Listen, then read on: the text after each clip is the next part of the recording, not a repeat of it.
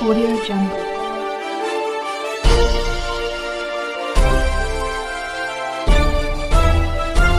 Audio Jungle.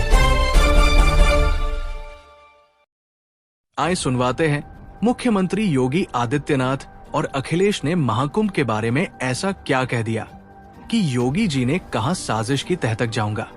Astronomy और astro चीजों को समझते होंगे, वो ये स्वीकार करते होंगे जो भी कुंभ होता होगा वो 144 वर्ष के बाद ही होता होगा। लेकिन ये कहा गया कि नक्षत्र ऐसे हैं, तो मैं अध्यक्ष महोदय सरकार से कहना चाहता हूं कि सतयुग से लेकर के कलयुग तक ये सनातन परंपरा रही है कि संत महात्मा साधु समाज मुहूर्त के हिसाब से शाही स्नान करते हैं। उसमें नक्षत्रों के हिसाब से जो सहयोग बनता है वही शाही स्नान का मुहूर्त होता है। लेकिन भाजपा के राज में ये सनातन परंपरा टूट गई। पहले सरकार ने संत समाज को शाही स्नान रद्द करने का आदेश दिया, जिससे अनादिकाल की सनातन परंपरा टूटी। और फिर जब देश भर ने ये बात उठी, देश भर में ये बात उठी, तो उन्होंने हादसे को छिपाकर फिर से आदेश दिया कि अखाड़े शाही स्नान करने जाएं।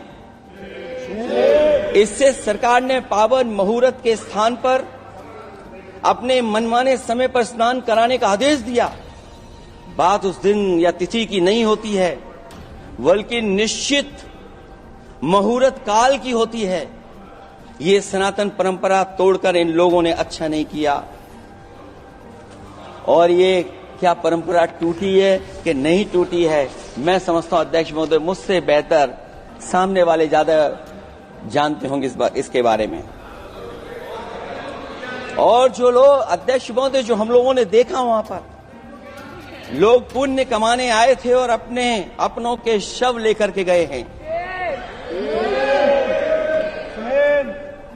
चमत्कारी करिश्मा तो ये हुआ है, श्रद्धालुओं के शव मिल गए थे, पर सरकार स्नान करने वाले मरने वालों की बात स्वीकार नहीं कर रही थी। और इससे ऊपर ये बात जो वहां पर और हुई, अध्यक्ष महोदय जब ये जानकारी हो गई कि कुछ लोगों की जान चली गई, लाशें हैं जो मोर्चरी में पड़ी हैं, अस्पताल में पड़ी हैं, उसके बाद सोचिए सरकार क्या कर रही है। अपने सरकारी हेलीकॉप्टर में फूल भर करके फूलों को डालने का काम किया। सोचिए ये हमारी कहां की सनातनी परंपरा है। मैं जानना चाहूंगा सदन के माध्यम से हमारे माननीय सदस्य बताएं कि जहां लाशें पड़ी रही हों, न जाने कितनी चप्पलें पड़ी थीं, न जाने कितनी चप्पलें पड़ी थीं, न जाने कितने कपड़े पड़े थे, महिलाओं की साड़ियां थी, कपड़े थे, लेकिन उनको कैसे उठाया गया? उन सबको उठाया गया जेसीबी मशीन से, ट्रैक्टर की ट्रॉली से। उनसे उठा करके कहां फेंका कोई नहीं जानता, लेकिन जब उनको लगा कि वहां से बदबू आ रही है तो यही सरकार के लोग छिपाने लगे हैं। यही आपका महाकुंभ का आयोजन था, जहां एक और पूरा देश और पूरी दुनिया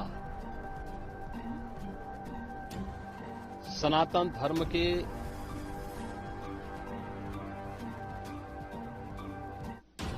इस सबसे बड़े आयोजन का साक्षी बनकर के गौरव की अनुभूति कर रहा है, प्रफुल्लित है, वहीं दूसरी ओर सनातन धर्म के खिलाफ सुपारी लेकर के षड्यंत्र करने वाले तत्वों के द्वारा लगातार शरारत पे शरारत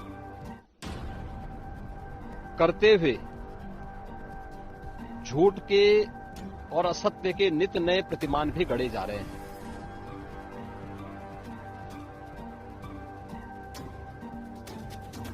भारत के संसदीय लोकतंत्र की सबसे और सर्वोच्च संस्था देश की संसद में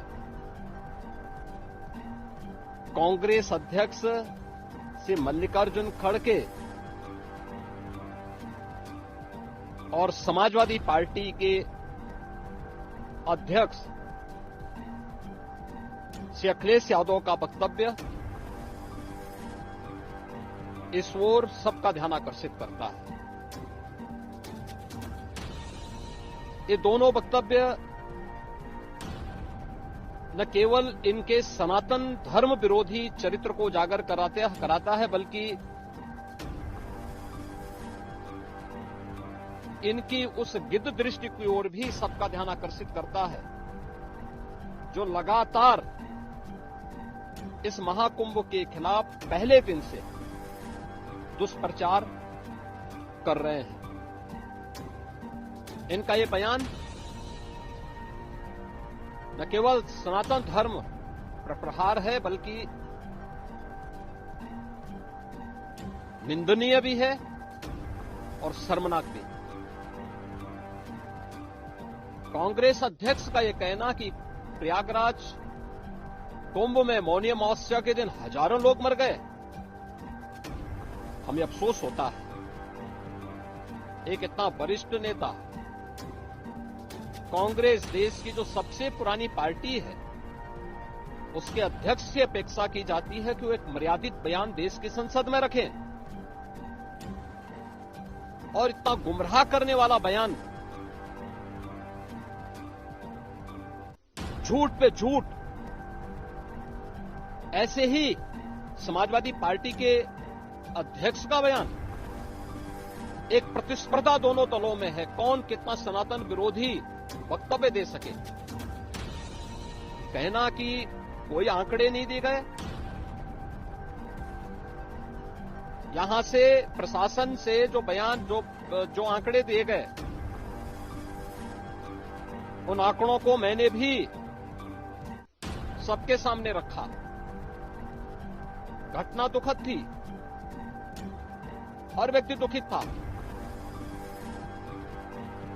और जितने क्विक रिस्पांस से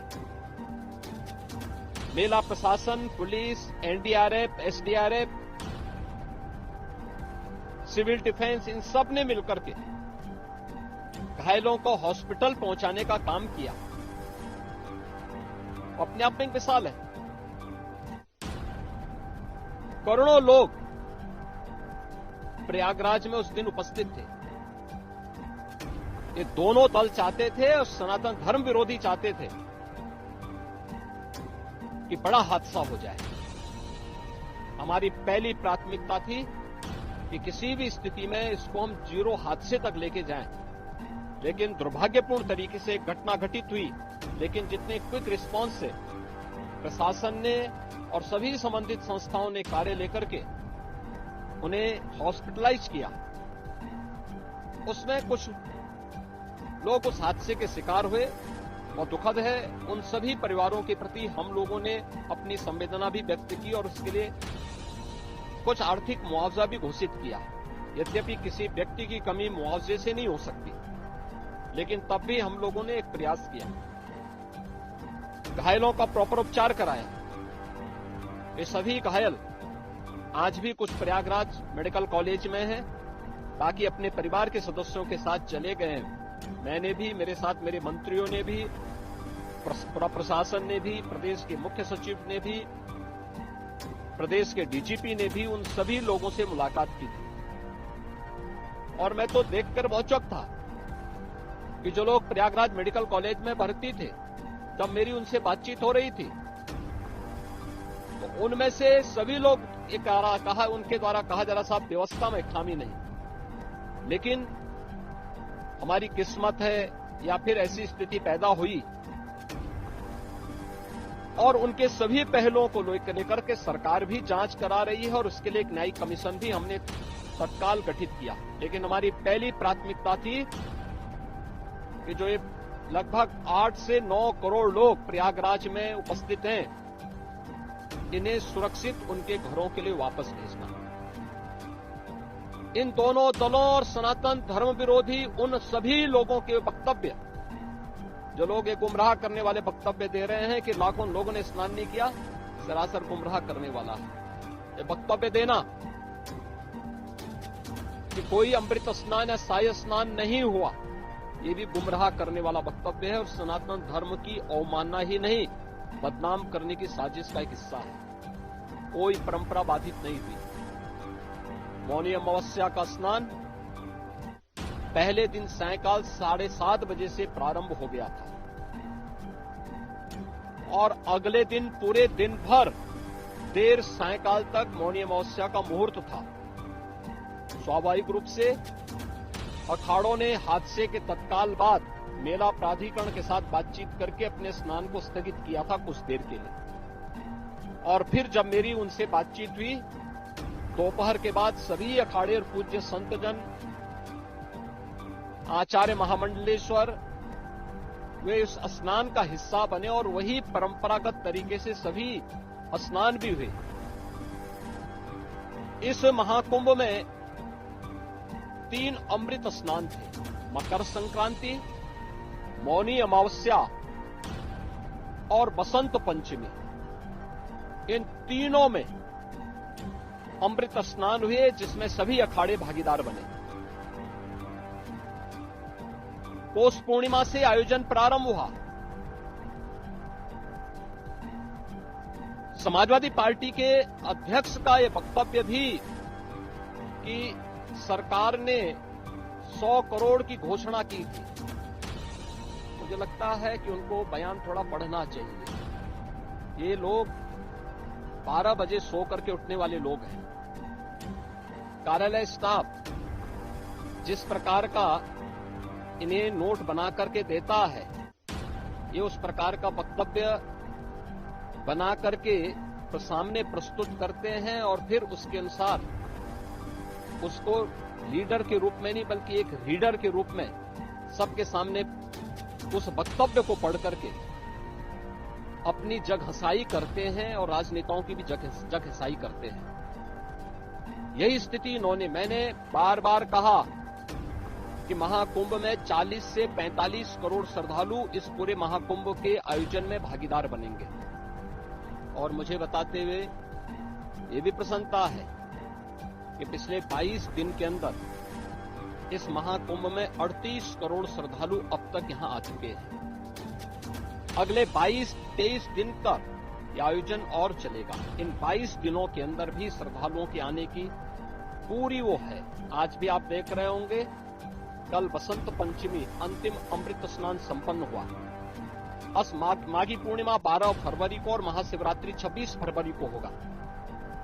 करोड़ों की संख्या में देश और दुनिया का हर श्रद्धालु आना चाहता है। आज भूटान के महामहिम नरेश ने भी यहां पर अपने देश के तमाम लोगों के साथ में इस आयोजन में वे सहभागी बने।